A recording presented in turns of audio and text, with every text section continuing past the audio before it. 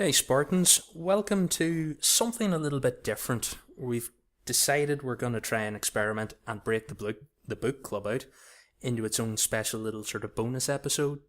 You're Because, welcome. to be perfectly honest, we talk too much and the main episodes are getting a little long. So we thought we'll make them our own thing and you can listen to them in your own time when you're done with the books. It's a great So, idea, Aaron. this week we're going to cover Hunters in the Dark, Woo! which was the most recent Halo novel out. Correct. And By one Peter David. yes. So I believe this is his should first mention book the author. in the Halo universe, but I actually don't know anything about the author because I didn't know my homework, essentially. Because we decided we'd do this a little bit short notice because we totally forgot to bump this and get this out there. So Yes, so this also helps with it being its own episode. If you haven't read Hunters in the Dark yet, you can just save it and give it a wee listen to later exactly, yeah. in your own time. So I can give you some kind of stuff there. He's done a whole bunch of kind of different things. Peter David is an American fella from Fort Meade, Maryland, in the United States. He's age 58. There's just a small little bit of information out there for you. It looks like he's done a whole bunch of different books, but this is definitely his first Halo-related book. He's done some Star Trek books, so he's done a couple of bits and more. He's done a lot, actually. A lot of Star Trek books. Some Battlestar Galactica books, more Star Trek books, did some Wolverine, Angel. I'll be honest, Halo's kind of the only sci-fi I sort of read these days. Yeah, it seems to be done a lot of comics as well. Yeah, pretty. Sorry, Aaron, you were saying Halo's the only kind of sci-fi? Just, it's I'm the Halo's same. kind of my main sci-fi, so. Halo is my suppose. absolute main sci-fi, but I wanted to do more. Kind of Halo's got me into wanting to know more, especially wanting to read Ringworld, which is kind of what Halo is based on. Yeah, there's a few things I want to maybe have a look at a couple of Greg Bear's other novels, and actually the only other sort of Halo author that I have read a few more things with was Karen Travis, because surprisingly her Gears of War books are quite good. I haven't read any of them. Well, the Gears of War universe didn't intrigue me enough to warrant more detail. I can understand that. It's a really kind of sort of shallow, bro-ish universe, but I think she does a really good job of building it up and actually giving characters sort of depth. Yeah. But then again, enough about that, because this isn't about Karen Travis tonight. This is about Hunters in the Dark. And Mr. David's book. The quick overview of the book for anyone that maybe is listening to this that hasn't read it, on the off chance you don't mind spoilers. The book is essentially the origin story for Vale. Yeah, even in the way you've said that, their tone of voice should tell people that it isn't. Because Vale is not at the center of the story. But I thought she would be, which is kind of what confused me. It's kind of the equivalent of the Marvel nod of here's the bit at the end credits. Yeah. She's in it, but she's not really. She's setting up her own thing. It's kind of weird. So this book basically covers humanity's return to the Ark. 2 years after the events of Halo 3. Yeah, thereabouts. That's what kind of weird as well about this book, that I thought that it takes place so early in terms of the lore. The current lore I think is 2558. Is that the current year in the lore, I think? And This takes place in 2553. So it's kind of unusual that we're going so far back, and then in the end, the origin that you all think this is just like a conversation of, you'd be a great Spartan. Okay. And that's it. Do you know what I mean? There's no kind of build up. Yeah, well, I suppose that seems to have been the case for everyone. Like, Locke's origin story, isn't really his origin story. It's just a thing that happened. In terms of Nightfall. Nightfall. From it that he... He went on to be a Spartan after that, but... Maybe the game will cover really that. Finish. I imagine the game might cover a bit of Locke's introduction as a Spartan. Maybe he was created to be a Spartan specifically for that mission. Do you know what I mean? That he doesn't become a Spartan beforehand. Yeah. So it seems to be a thing that they're just kind of they're vaguely referencing and hinting at these people being someone. Yeah. But because if anything, it's not super detailed. Yeah, to me, the main characters were in this, where the other Spartans, Kodak, I'm gonna butcher their names, but Kodiak, no. And oh god, what was the other Spartan's name? I only just finished the book. There's essentially 2 Spartans and 2 elites. So, like, as Aaron was saying, the main actual synopsis of the story is they have to go back to the Ark because all of the Halo rings have been activated and they're on a countdown. So the whole universe is going to be wiped out, or the whole galaxy. They've been activated on a very slow countdown. Yeah, on a very slow, like a several week long, or yeah, is it like weeks of I think it's several months because they say in it it'll take them 2 months to travel to the Ark. Yeah, which is something I wanted to point out that I don't think was covered in the games. That when you go through the portal to the Ark, that actually takes time. It's not instantaneous. That's like several weeks, if not of in portal sub. I think they said 2 months, which basically means from the start to the end of Halo, from Halo 3, from they go to the Ark till they get back at the end at the memorials, 4 months. Yeah, because it takes them 2 months to travel each way. Yeah, it's mental. It never kind of mentions that, and that's kind of the time frame. That's one of the big things that stuck out about this book, because something like you really do think of it as being instantaneous. Yeah. Or at least faster than light. You don't really consider that faster than light isn't actually instantaneous travel. It's just... Well, I suppose for the portals, I always kind of thought that. I knew when ships, when they use slip space, they take a while. Yeah. But I always kind of figured portals were kind of the cheat system, and you just instantly went from one place to the other. Same, but I definitely wouldn't have put any period of time in terms of a month's travel involved in this, No. But anyway, humanity, and they contact the remnants of the Covenant, the Arbiters kind of forces inside of things to explain the situation that the Halos run a countdown, everything's going to get wiped out unless we do something. We have to go back to the Ark in order to figure it out, why they've been activated. So essentially there's a team up of Covenant and human, and I actually really like the Sangheli characters in this book are really good. I actually really like them. There's essentially 2 main Sangheli characters that their names have now escaped me. Hang on. So I'm going to get them first now. They are essentially... hang on a second till this... it's not showing. Oh no, it's okay. They are the 2 extra elites from... Oh, from Halo 3. I love this. That's from Halo 3. They are your 2... canonical characters that they put in for co-op. I think that's fantastic that they've actually brought them in and given them names, details, backgrounds, and characters. So in Halo 3, when you play multiplayer, the other players that aren't Chief become the Arbiter and these 2 other unnamed elites, but they did have a name. So essentially this is their first introduction in terms of a story, which is kind of cool. Yeah. So I'm sure if I can figure out their names. Oh, they should be. Is it? So there's as I look, Nitho, Sarum, and Uze Thaham. So I've butchered those names, but they're not exactly easy names to get through. No. So these 2 guys they have a great dynamic whereby Kodiak, Frank Spartan 4, Frank Kodiak, and Elias Holt. That's the other guy. They're the Spartan. He lost his arm to this elite. He cut off his arm in a fight, and then he has a total bionic arm, and he just there's this great kind of tension between the characters the whole way through. They have a cool sword. Kodiak has an elite's sword that he straps to his leg, and he uses it. And there's a great kind of scene where they're both fighting while they're waiting for the portal to be reactivated. So yeah, because they do. It's a great moment. They do a really good job of kind of showing.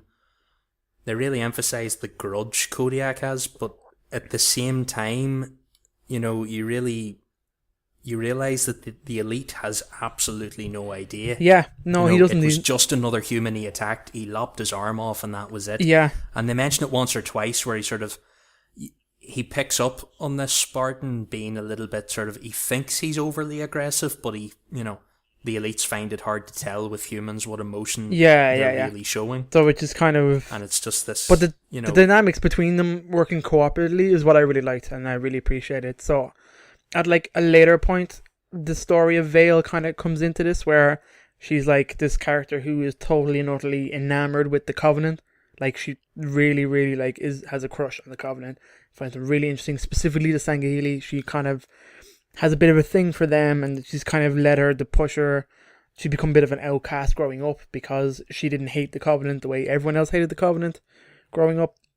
Yeah, the they do a good job of building that backstory, you know, that her family fled the glass planet and Yeah. she spent her time on the transport listening to Covenant transmissions and working out what they meant with the AIs on the ship. Yeah, so eventually she becomes this kind of an expert in terms of liaising between Covenant and humans. So they've kind of sent her on this mission because they knew this mission is a cooperative mission between Covenant and The elites, and humans. UNSC. So it's kind of a joint mission to go to the Ark. And she's sent along as a way of communicating and like she understands the mentality of the Sanghelios, so she can kind of deal with them on their own terms. It's her role to sort of keep the peace and make sure very everyone much so. plays nice. So she has an interesting setup, but I just don't think it doesn't go anywhere interesting in terms of like they get on to the Ark. So the story is they travel to the Ark. Something on the other end, we later find it's the AI or the monitor of the Ark does something to this portal to increase its speed. So they actually supercharges it. So they reach the installation like in a few hours when they were supposed to take weeks, if not months, to get there. So like they're totally unprepared, and also they've just, when they did activate the Ark, it's kind of an important setup. Just a device, a Forerunner device comes out. What is it? The Harvester, they're like a Revenant or something. They're like a Reaver. They're like Harvesters are just large, basically material gathering machines. One comes through, and the humans attack it. Well, it starts harvesting Earth, so like for minerals and resources. It starts drawing up the ground around them. It's called a retriever. That's what it's called. Yep. The group of humans and elites end up on the elite ship kind of monitoring the situation, and then the elites take it upon themselves to act while the humans are busy deciding what they're going to do. Yeah. So they rush to the Ark. Yeah, so they're not in the best shape when they get there, and then they immediately become attacked on the other end by these retrievers, so they essentially crash land onto the Ark. So it involves sending like a whole bunch of a team to repair and stay on this ship, and the rest of them are sent out onto the Ark to find obviously the control room and a way of deactivating Halo or all the Halos. So they're like there's other characters as well. There's two. There's the engineer man and Lamb. Lamb is like a Forerunner professional. Kind of he studies everything about them. He's like the go-to guy for Forerunner technology and language. And then you have Man, who's like an engineer, and he's supposed to be really, really kind of good at backwards. What's the word I'm thinking of? Deconstructing the Forerunner technology and reverse engineering. And then with them, they have an engineer called Drifts randomly. That's right, yeah, Drifts randomly. Who he's served kind of the most important character in the whole thing. Very much so. The whole point is like he reactivates the portal on Earth, and he's essentially required to. They think they're going to need him, obviously, to shut down the Halos to communicate with the Ark. So because they know. Even being 2 years, they know they left the Ark in a bad state. Yeah, and when they get there, you see, because obviously in the Halo 3, you detonate the ring that's not the replacement for the original Halo, and it's not ready, so it blows up. And it obviously kills all the Flood, but it also heavily damages the Ark. So they get... Well, there was the thing I wondered, why didn't it kill all life on the Ark? I was also thinking that when I was reading it, and it's never explained or touched upon in terms of it killed... Yeah, it killed whatever. Unless... Is that because they very specifically used the phrase in 3, a tactical pulse? They did say that, but what does that, in terms of maybe that's a short-range thing? Like, obviously... I kind of wondered, was it concentrated? Because that was the one thing through me, was when they mentioned they go back to the Ark, and it's like, oh, there's, wildlife on it, and you're like, yeah, surely everything should be gone. Unless it's all that took place in the years after it was detonated. Like, the AI... I can't remember her name. The Ancilla of the installation. She has because this is tragic solitude. Tragic solitude. So she's the AI of the installation and the modder, but she doesn't have a physical form in terms of she's not one of the floaty kind of light bulbs. Does she? Maybe. Well, she is. At the very end, they reveal her floaty self. Oh right, okay, yeah. It's not in the beginning. You see, she's one of these characters we never had mentioned before. She was hinted at in the terminals. Was she though? Halo. Because I didn't think she was. I didn't think there was any mention of any monitor. There's one brief passage in the Halo 3 terminals where Guilty Spark is making inquiries with a computer system, and he keeps trying to get access. I thought that was the Medican bias. That's what I thought. No, this is before then. Mendicant Bias doesn't actually speak until the very last terminal. Okay, that wasn't like... I know the terminal you're talking about, that Guilty Spark is trying to accent, and Yeah. it's like, go away, fuck off. Do you know what I mean? You don't have rights Yeah, to this. I think it calls itself something like the, Alexandria before the fire. I think I might be getting this a little off. Okay. And I think that lore basically refers to the... is it the Library of Alexandria, which was the, at one point in history, the greatest collection of human knowledge in the ancient world? Yeah. Because they're big into their, ancient Referencing names back. that influence other things. But they never directly reference it. Okay. That's a bit weird. So this is the first time we meet this AI. Yeah, which is kind of like, there's no man. They kind of briefly touch upon the point of, but they also skip over. It's like why they didn't do anything when the humans and Flood and Covenant were on Ark, blowing the shit out of it, and there's just no mention of why it had no interaction between them and didn't partake in anything. That's kind of just totally glossed over. I suppose maybe they couldn't come up with a reason why. In terms of there was no... Well, I suppose it's one of those things. Halo 3 was done at the time. Yeah. You can't really go back and change what was done. Yeah, they kind of hint at sort of... I think I get the impression from Tragic Solitude that she thought they were above it. Yeah, very much so. But then... they harbour... They mention at one stage, he says, I sort of infused my system in my program into the Ark, I am the Ark, we are one and the same. It's kind of like, I'm just bigger than you guys now, Yeah, although she's... And it wasn't, I think, until the Halo detonated that they kind of... Yeah, she's very derogatory towards humans and very kind of like, she definitely has a grudge against humans, which is why she specifically is attempting to harbour... Like, her plan was to set off the rings, but not... but make humans repair the portal so she could send ships through. So she could... To mine and harvest the solar system. Exactly, so she could repair herself, which is to repair the Ark. Because I think they mentioned that she has access to multiple portals, but it was the one on Earth specifically she wanted. There were plenty on uninhabited planets she could harvest. Okay, I didn't remember that. But yeah, she definitely holds a grudge. Like, this is a rampant AI. Let's get that clear. There's a big sort of touch of it. So essentially, it becomes clear the further along you go. Yeah. So what happens, like when they reach the Ark, obviously she brought them here specifically so that she could send an army of retrievers through the portal to Earth to harvest that part of the solar system. But she kidnaps Vale, and then pretty much Vale is taken out of the story for a large period of time. So like the two groups that are sent forward from the broken ship. It's split into groups to try and to recover Vale because she gets kidnapped, and the other one to head towards the main citadel. So that's where like we split between the Covenant and the Spartans. And they mention these, they mention how the local wildlife attacks them on a couple of occasions and basically destroys them. Pretty much takes them apart, they take heavy kind of casualties in terms of both of the human and Covenant elite forces that are there on the planet. So essentially left with just a handful of guys, one kind of monitoring the engineer and trying to get him to the Citadel, and the other two guys, which I think is Kodak and Elias, and one of the elites attempting to rescue Vale.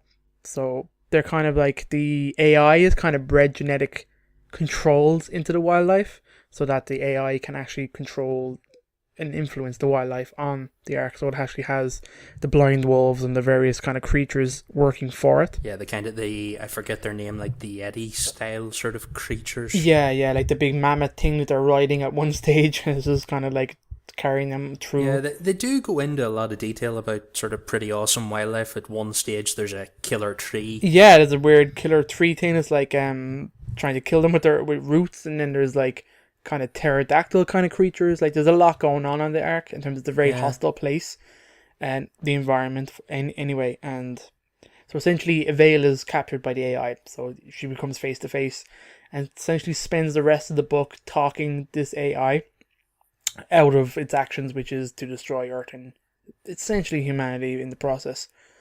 So and then obviously she still intends on setting off the Halo rings.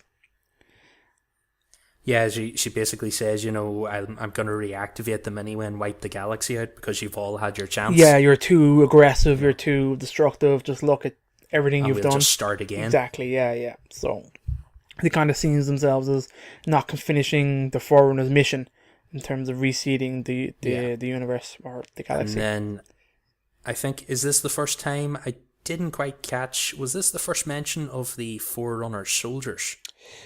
Or were they knights? I never quite caught it. They never referred to them as knights. They didn't, but they did refer to them as Prometheans, didn't they? They did say there was Promethean like soldiers like were enemies that they were attacking. Yeah, they described them as soldiers, but I kind of got the impression they were the soldiers more than knights.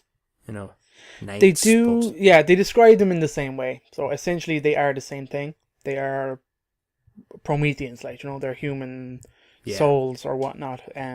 Manifestation in this kind of body form to attack and just do the will of the AI. So there's plenty of they kind of do really well in terms of like the Spartans and the elites.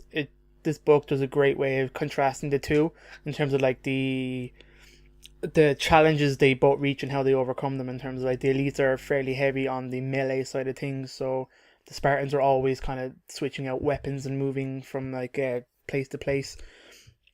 But there's like a great kind of scene where like the Spartans and the elites have to jump across this chasm, this kind of broken bridge, I think it is, and it's like the Spartans have a bit of a run up, and like they engage their boosters, they make this like incredibly long jump, and they make it with ease or whatever, and then it turns to the elites who are just like purely on their own strength alone make the jump, and it's just like that's fucking badass. Do you know what I mean? It's great just to show us how the actual natural basic strength level of the elite is just so strong. Like he is the and equivalent. Then they mention a couple of like nice little details about how elites don't sit because then they're never poised or ready for battle. Yeah, that's cool. That's just and like they don't small talk, converse, or sit or laugh or joke because they're just so soldiers to the core. And then I said the setup goes along, and the basic end of it is there's a boss battle with this weird thing. Tragic Solitude. Yeah, we kind of left that off in terms of Oni had sent people back to the Ark in this traditional manner. This was they spent several months. You see, when I was first wondering, I thought this was the expedition that they mention in Primordium. No, you've lost me. But it's not. In Primordium there are the modern day sections. Okay, yes. Now I know what you're talking about. Yeah, they are interrogating Guilty Spark, and I thought, oh well, this is what Hunters in the Dark is. It covers this story, but what they actually tell you is that ship was a previous ship, the Rubicon. Yeah, that's how it actually starts off with. It's Kodiak's brother Bobby. He was one of the expedition teams sent out by the Rubicon.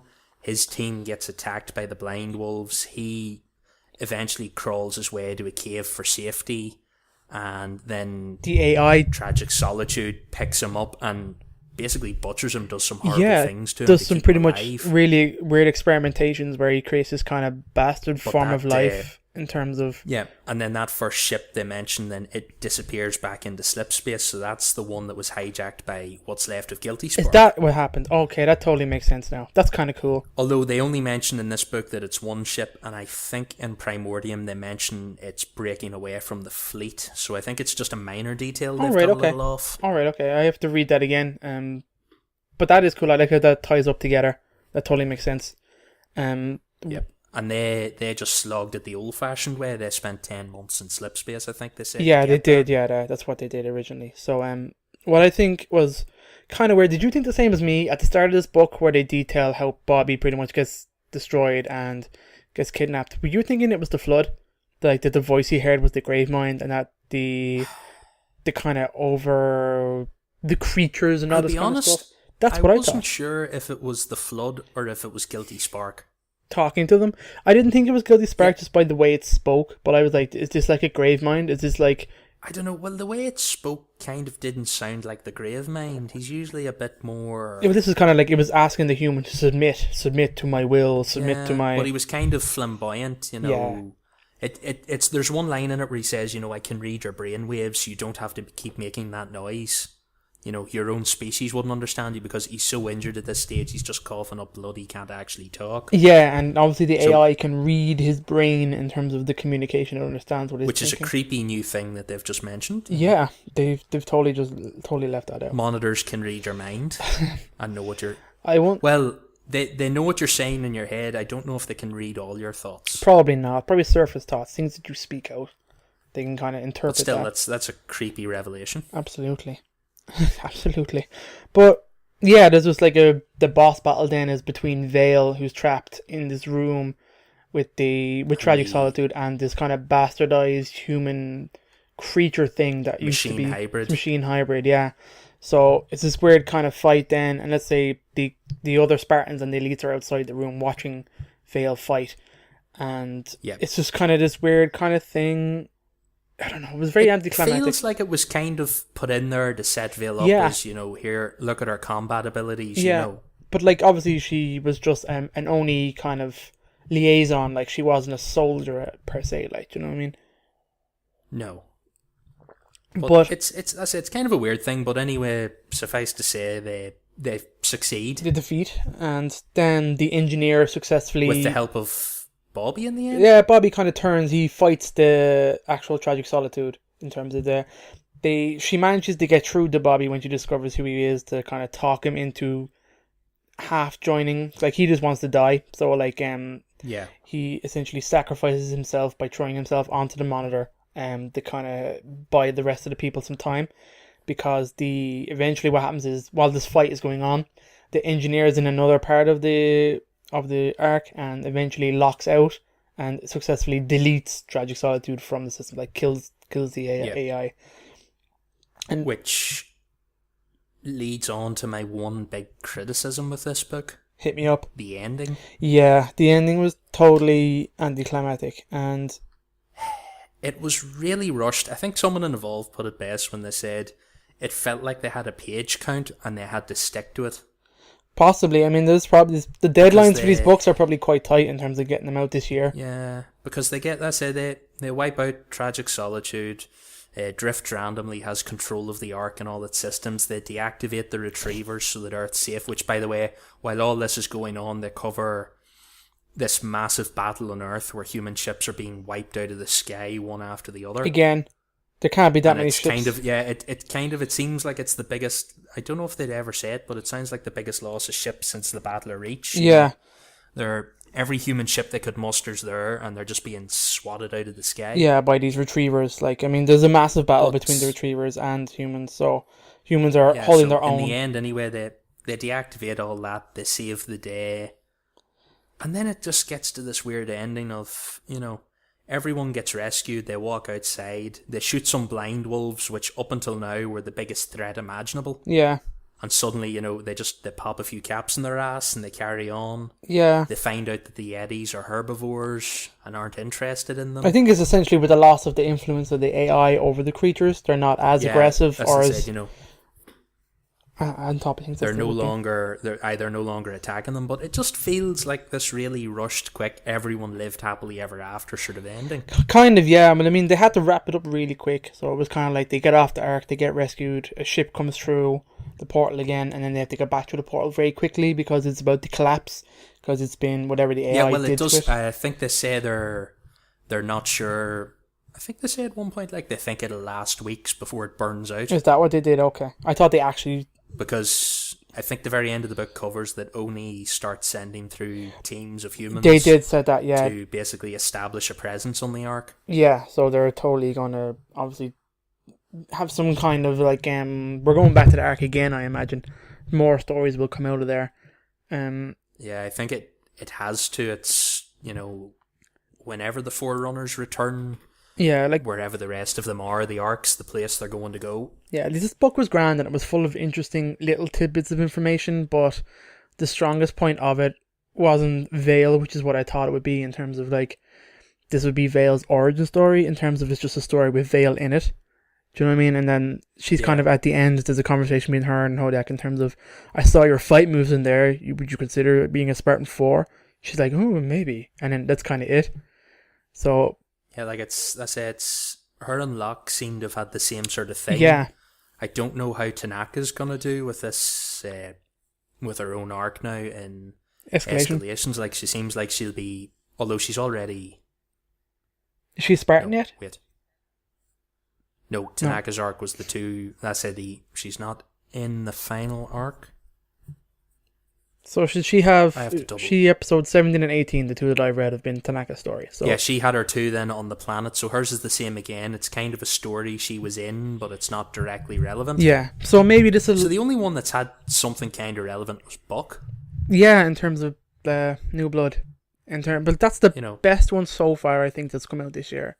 In terms of although I this suppose will obviously directly maybe it relate makes to Halo sense. 5. How many times do you want to beat the same drum and Yeah, tell the no, same story as I totally get that, but I already thought like they'd each have their own original origin story, which they kind of do, but essentially there's no kind of. I think they'll probably just end up glossing over now you're a Spartan kind of thing. Yeah, it's not their origin story. It's kind of if you got the bit from Batman Begins where he goes off to train with the League of Shadows, and then that's it. Yeah, it's their introductions to the characters, not necessarily the origins of the Spartans of these Spartans. So that's kind of the best way to think about it. I believe.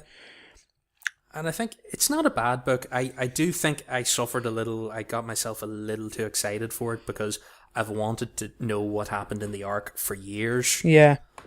Like it's one of those things I wanted to know since the end of Halo 3 was what happened to the arc. Did anything survive? You know, why haven't we gone back? Well, But my build up for this was slightly different. Where that wasn't what I was excited about Vale because I thought she was the most interesting new character on Team Osiris. So I know everything about Buck. His book was brilliant, and that was fine. Covered everything I needed to know between him and Veronica. All that kind of ties everything together nicely and leads into Halo 5. And then we have a kind of Nightfall was a bit of a letdown, and then you have this. I was like, Vale is a really interesting character in terms of a linguist. You know what I mean? A person who studies the Covenant, who studies Sanghelios, and she's totally enamored with them. And like, that's wonderful. I want to know what that character's like. And what we get is a little bit of a letdown. Not a bad book by any means. I think I put it on a par with The Flood. Not a bad book, but the weakest of some very good books. Yeah, that's a good way to put it. That's a good way to put it. So Yes, definitely you'll get something out of it, but as I think had the ending been another chapter, had it been a little better paced out, I think the book would have benefited a lot more. Yeah, I'll agree.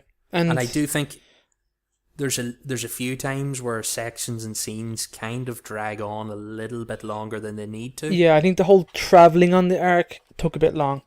In terms of Vale was gone for a long period of time that she wasn't in this book, and it was all about the two teams slogging across the wasteland of the arc. And I was like, oh Jesus, come on, hurry up. Do you know what I mean? There was a lot of the deliberation over what we do, where we go, how will we do it. It was like, come on, get on with the story. Do you know what I mean? Move it forward.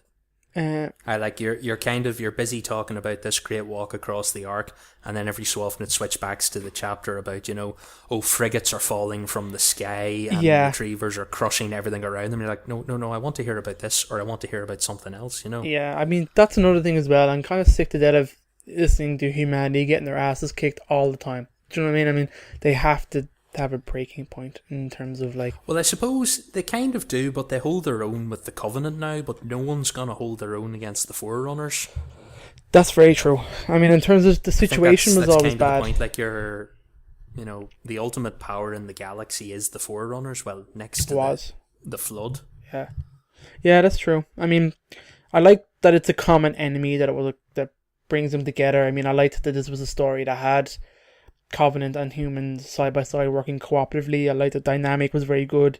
Those characters are very interesting to me, and I want to see more of that. And I wonder, is this the setup to the?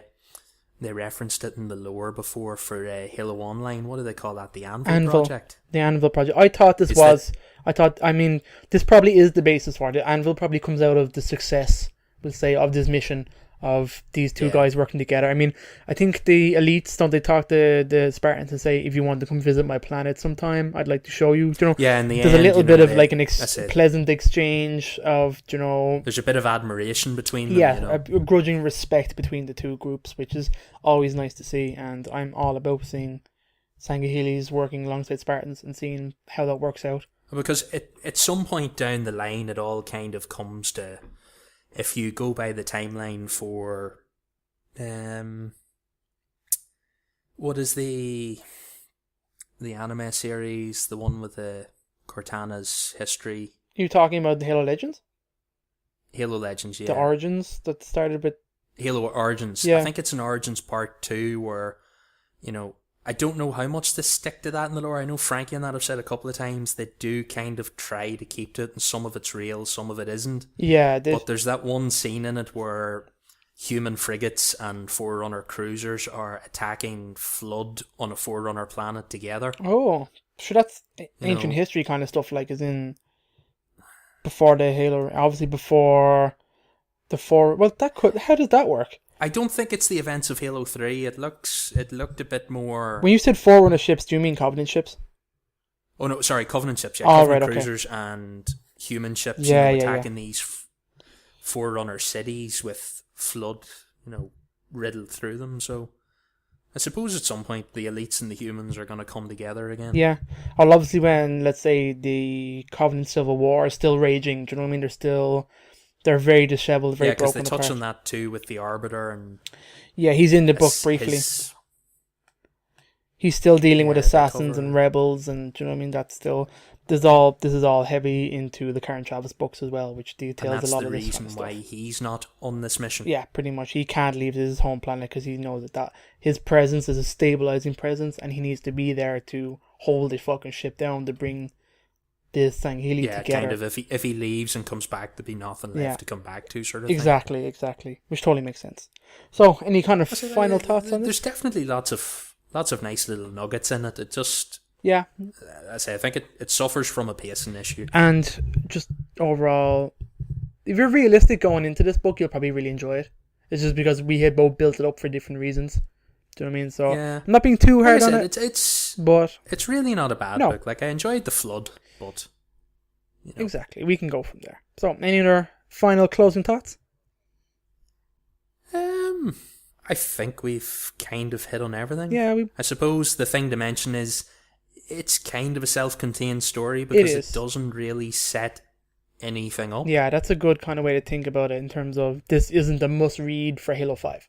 Do you know what I mean? This does a thing about the only thing this book does by the time it finishes is it puts humans on the Ark. Yes, it does, and it has a basis for a stable relationship between the Covenant and humans. So I kind of like that. That's kind of it. Like, there's no... That's what you take away from it. We found something, that's gonna... It's not in the same way. Most of the other books have hinted at something or some tie-in, some relevance. To the larger story, yeah. Yeah. Although I do kind of like that. I like the occasional book that doesn't tie into anything else, Just standalone stories in the universe. Yeah, there's definitely a space for that. Do you know what I mean? We're all about those, which I think... And you were talking about this earlier. I kind of... Now more I think about it, more I kind of agree with you. I think... The next book now, which is out tomorrow, Saint's Testimony, will probably be that case as well. There probably will be a totally standalone story. I say, like, it'll build a little bit more the picture of the universe, but it's not directly relevant to anything. Yeah.